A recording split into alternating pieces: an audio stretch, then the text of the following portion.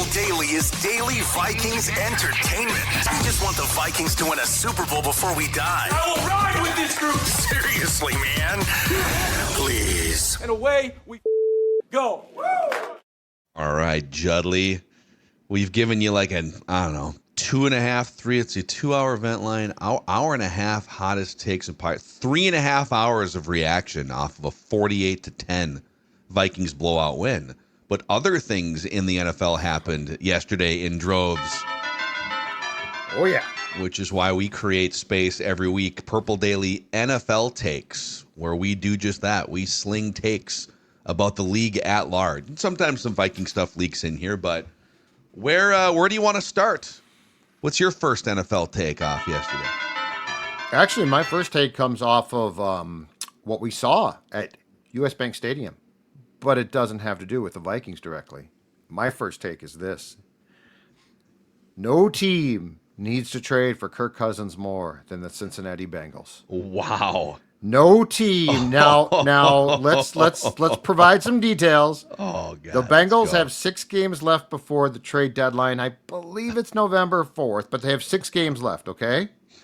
Kirk Cousins is in a situation in Atlanta where he actually was put into the 30-0 loss by the Falcons. The Falcons lost to Carolina as a mop-up guy, completed 5 of 7 passes for 29 yards. And, of course, the media asked Coach Raheem Morris postgame. So hey, Coach. Is there a competition here? Are we going to get a competition? Coach, who's your quarterback? You got a quarterback controversy, Coach? And Raheem, of course, said, no, our guy is Michael Penix. I put Kirk in because the game was out of hand. In other words, I don't care if he gets hurt. But think about this for a second, okay? Jake Browning might be a great guy, might not, depending on how he danced on the Vikings' grave a couple of years ago in Cincinnati. But he has 5 interceptions thrown since replacing Burrow a week ago. So he has not even played 2 full games. He's thrown 5 picks. He has Jamar Chase. He has T. Higgins. Now, the Bengals' run game is awful. Their offensive line is awful, too. Exactly. It's all bad. But all of that being said, Joe Burrow is not coming back, I don't care what they say, this season. Joe Burrow's season is over.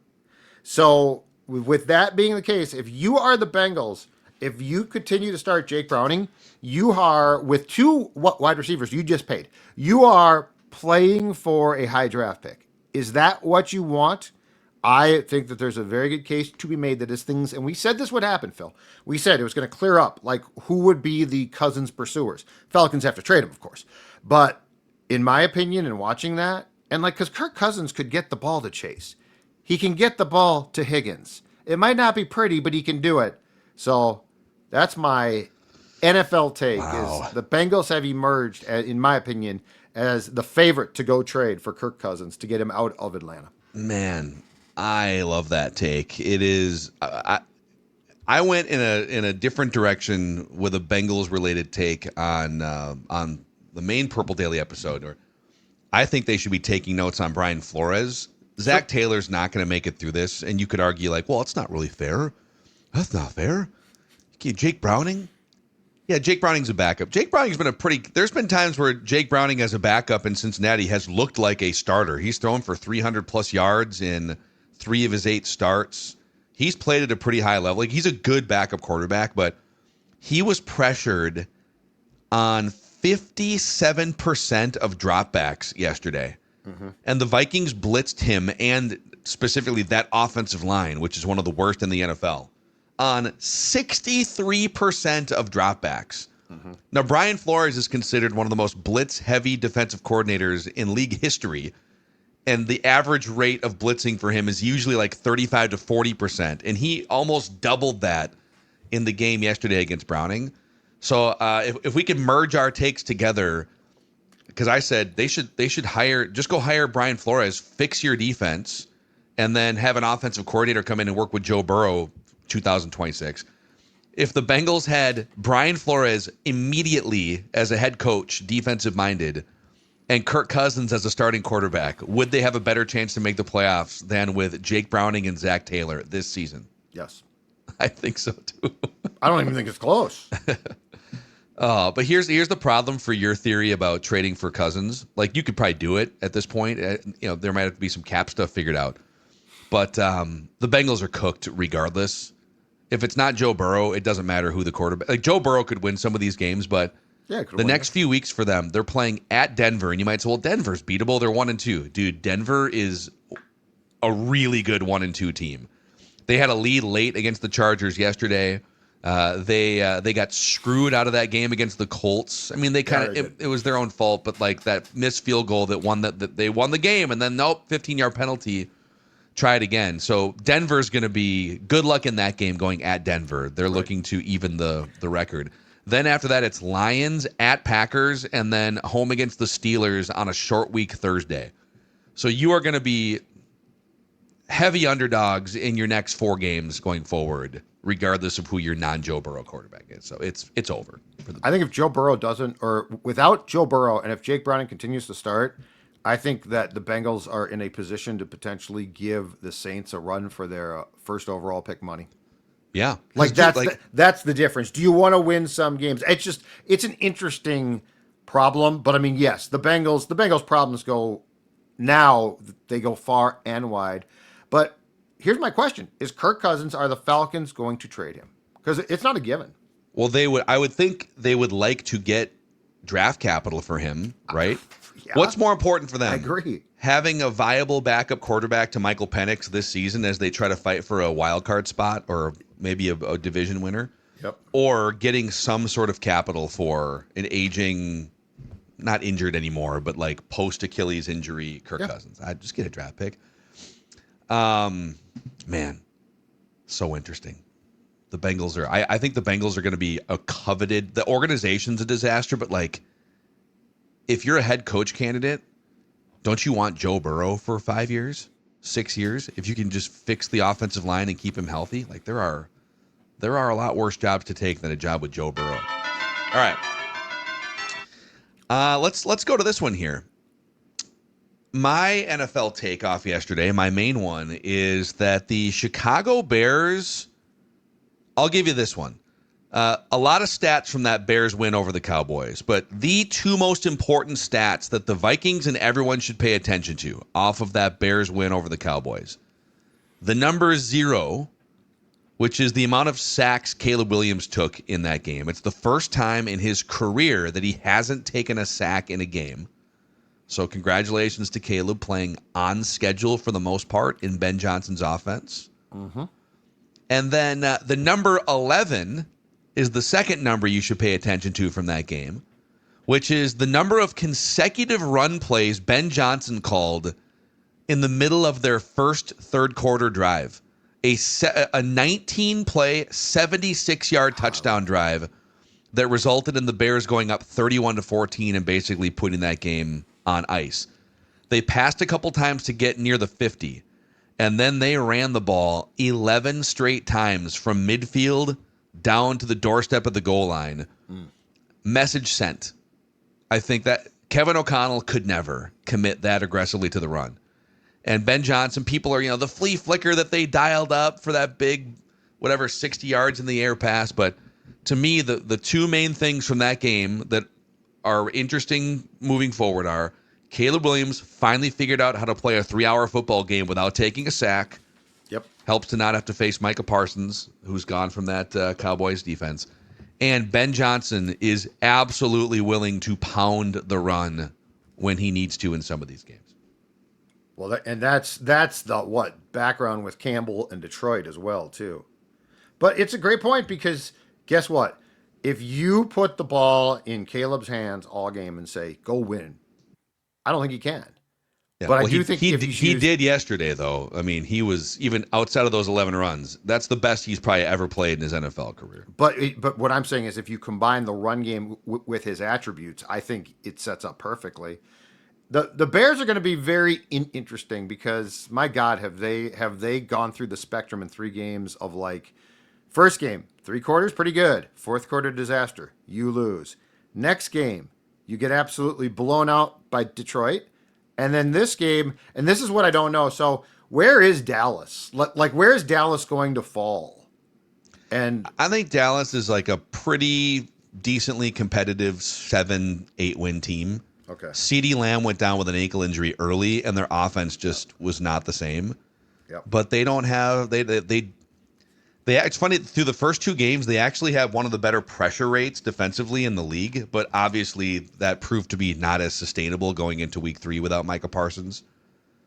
But Dallas just feels like the epitome of the team that drafts 13th overall.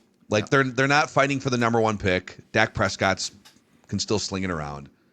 But the Bears are in a mode franchise-wise where they need to prove they can beat those types of teams on a regular basis before you start talking about. Yeah. People tried to skip steps with the Bears takes.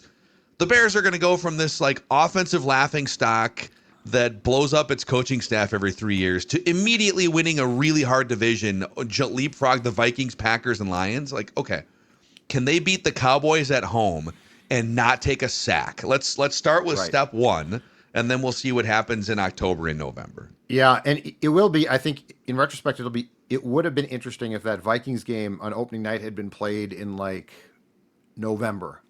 Because, like, that's a game that the Bears should have closed out. But they just aren't or weren't there yet. They're not there yet, right? So, like, at what point in time, if you get them there, can Ben Johnson have them at a fourth quarter? I know that McCarthy balled out and was fantastic. But at the end of the day, you're at home. You lead after 3 quarters. Your opponent's not doing much. And the Bears sort of just went Bears. And that's what I think. I don't think people necessarily get the fact that, as much of a cliche as it might be, changing a culture takes some time. Like, you can't do it in a month. Like, because you've got players who are from those old teams. Some of them probably have to be cleared out. Yeah. And a lot of guys don't necessarily show their true character until like something has gone wrong, right? So like when you talk about it, it's funny because what the Vikings did with O'Connell was a really, in 2022, interesting experiment in my opinion, because what you saw there was a lot of the culture problems were built by the administration. The coach, Zimmer, had gone rotten. And so they had a situation where I feel like O'Connell just stepped in with a lot of positivity and it worked.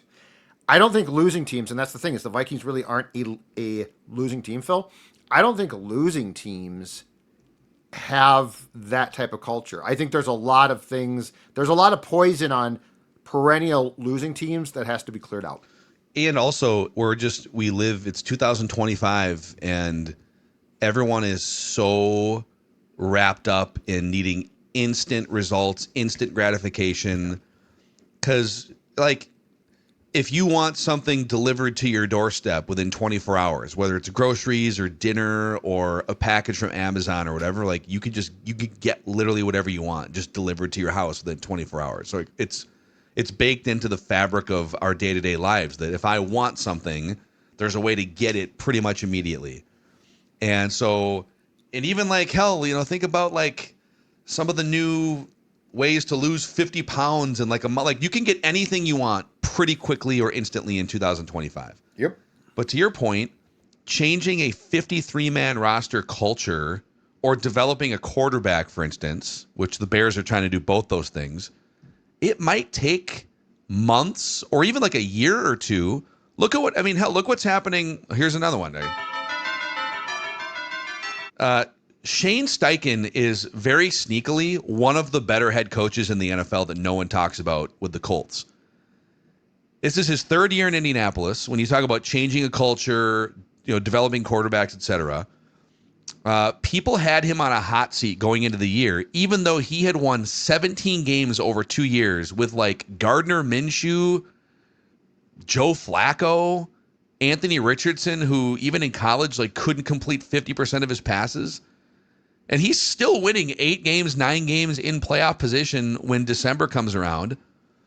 And so he's been building something culturally with that roster to the point where you can plop broken Daniel Jones, or maybe Daniel was so well fixed after 1 month of quarterback rehab. Sure of that? Kevin O'Connell's getting credit. By the way, O'Connell is now getting credit, residual credit. But people, like, my point is, people wanted Steichen. Oh, it didn't work in Indianapolis. They went 8-9 in his second year. Not everything is going to be like what Washington did, where it's just instant 12 wins overnight, or what Jim Harbaugh does everywhere, which is. But if you don't get that instant turnaround and become a 12-win team overnight, then your coach is worthless, and you're on to the next already. this is such an interesting discussion because it also depends on beyond like just your win-loss on the field. There's also a discussion here because I feel like where Steichen got in trouble with the public and the media to a certain degree was Anthony Richardson, right? Who, like, there are clearly a lot of problems there, and we don't know that they can be fixed. And I think the Colts would agree, or he'd be starting right now. And so you're also like, if JJ McCarthy fails, no matter what O'Connell does, that's going to be considered a mark against him, a demerit against him. So like that's the other thing is Daniel Jones, great story. But I do think that going into the season, that there was this, hold on a second, Daniel Jones is going to compete against Richardson. And I do think what's interesting about this too, and it's the cautionary tale, is Richardson, like Steichen can develop guys, right? Like he's done a good job with that. So how do you end up with a quarterback who you literally can't play? Which, by the way, in the Colts' defense, Trey Lance was the same thing. Yeah, and by the way, the Niners, a generally well-run organization, they didn't look at the Trey Lance failure, and they traded picks to get up to take Trey Lance. Remember, they were not like in position to take Trey Lance, and there was some speculation. Yeah, are they going to go up for Mac Jones? Is it Trey Lance?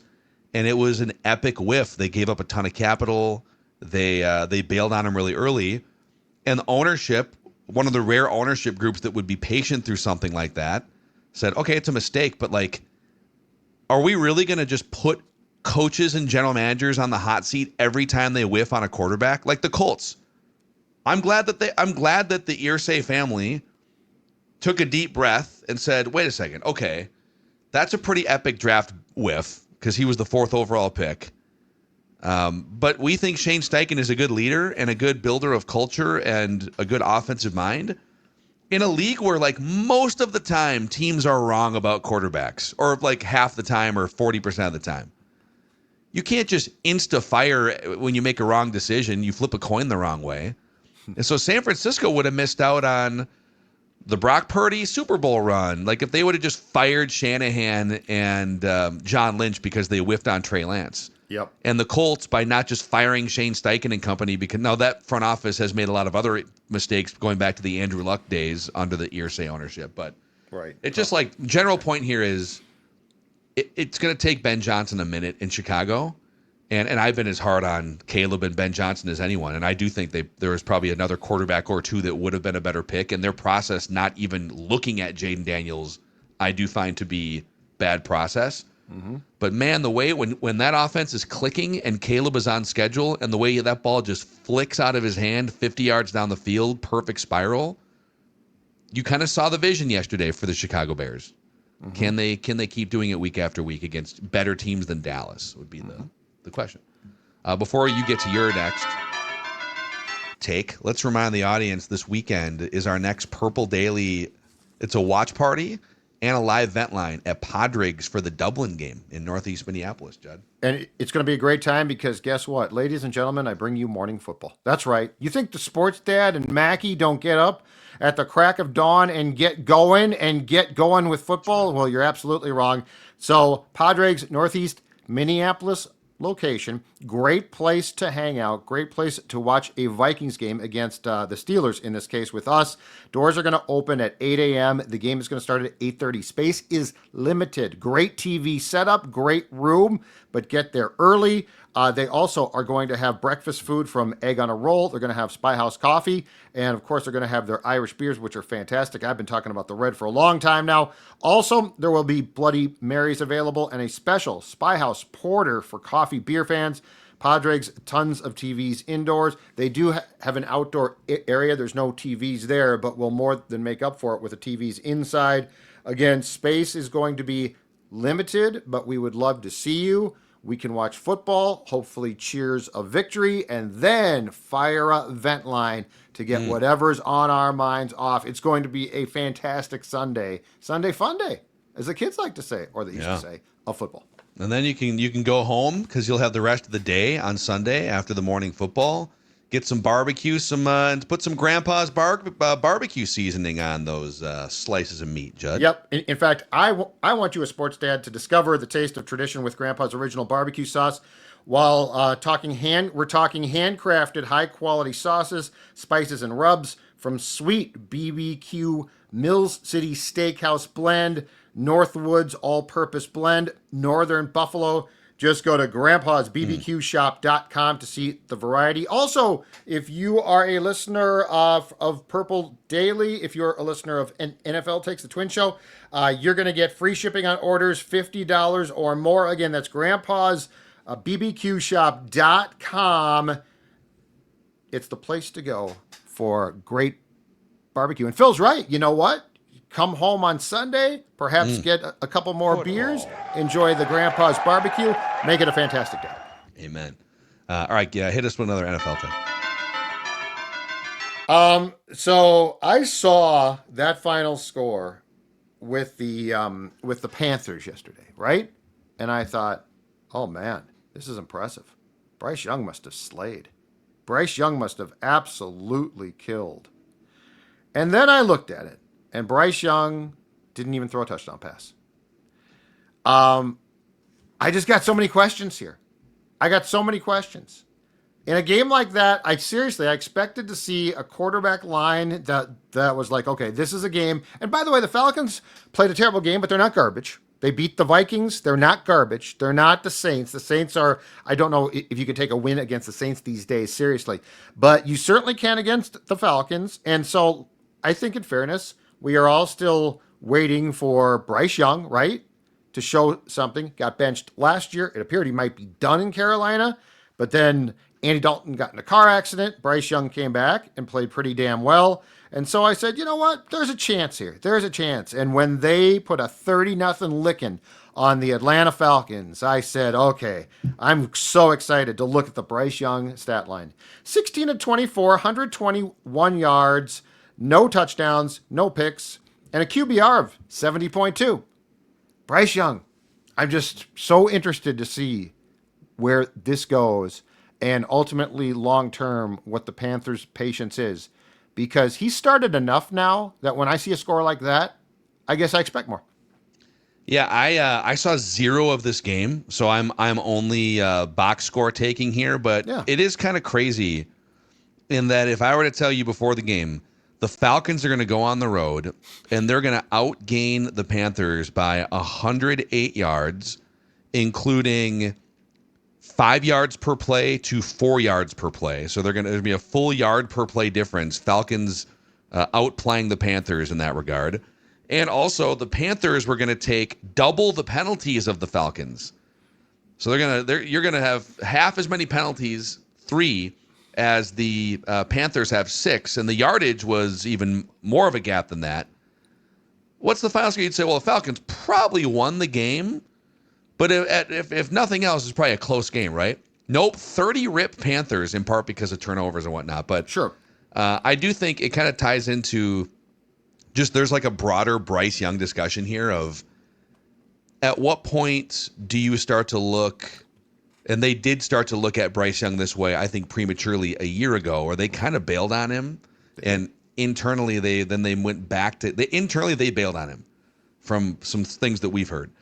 And then the injury that happens to Andy Dalton, and then they put Bryce Young back in there, and he actually balled out pretty well. But how long is long enough to know that a quarterback is just not that guy? Which leads me to my next take. And maybe Bryce Young will follow in these footsteps someday. But week 3 in the NFL was a great example of today's quarterback patience problem across the league.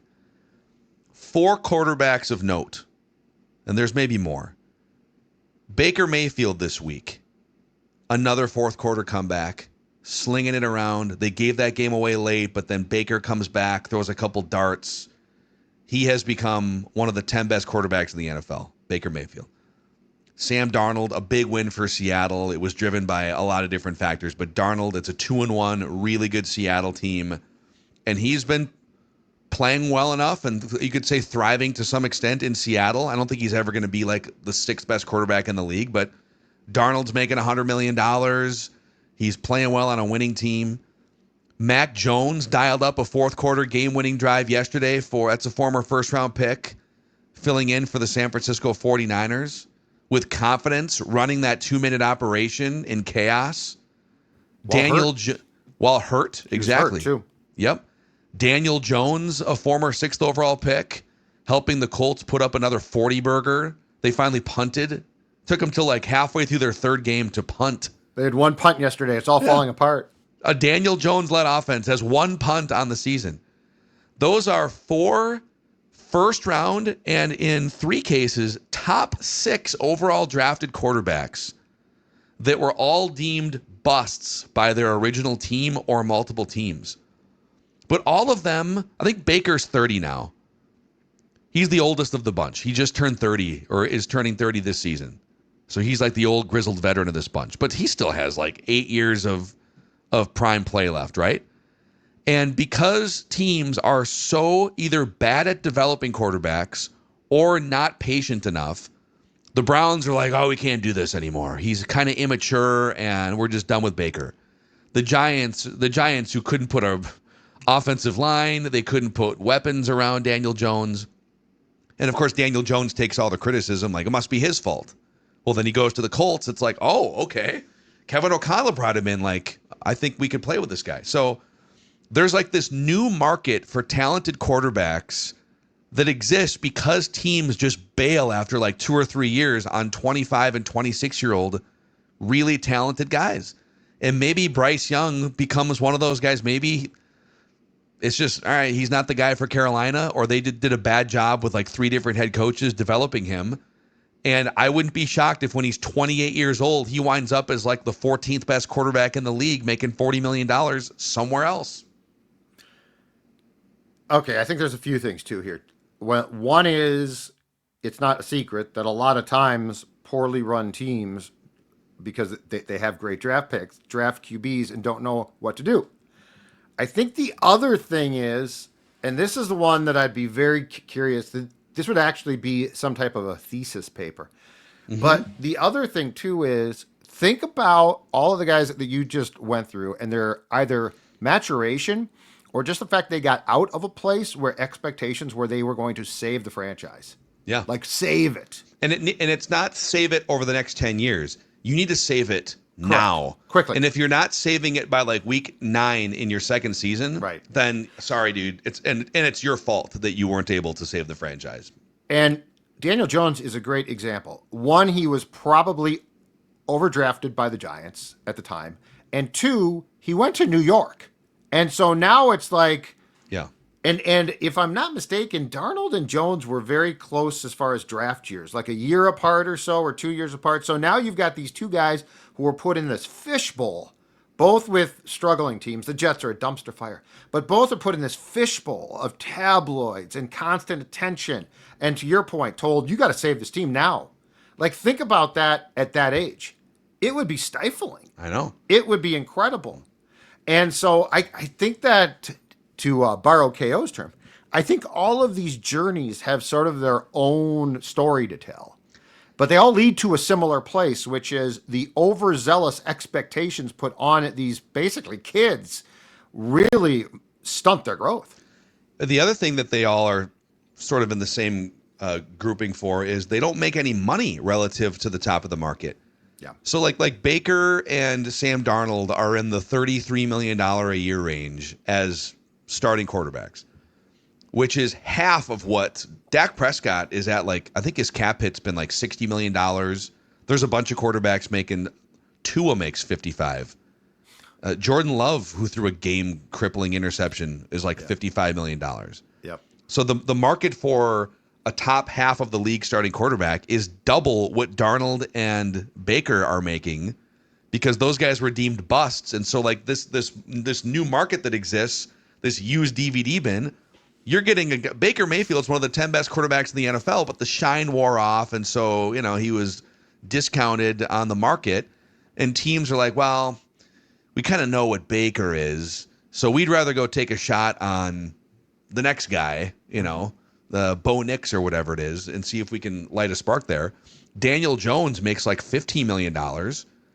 So it's and Daniel Jones, but if he keeps playing like this by the end of the year, that dude's going to sign a contract. He's going to go back to that $40 to $50 million bin that he was in for the contract that the Giants signed him for. So just like the impatience of the NFL leading to this new market for talented quarterbacks is an interesting phenomenon. And the sad thing or the funny thing about it is it doesn't appear to be slowing down. Like these stories just continue to add up. Like nobody has been like, how can we work on this, right? Yeah. O'Connell tries to. Guys like that try to. But the point is, like, you just look at these, and it's year after year after year.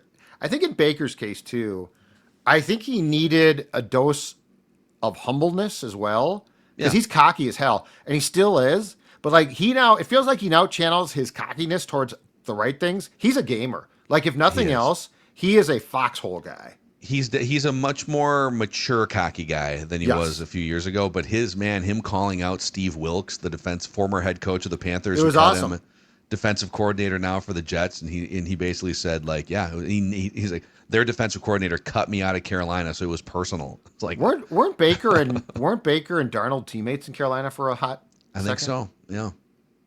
How about that? Carolina, man. Hey, I got one more. Okay. Just quick.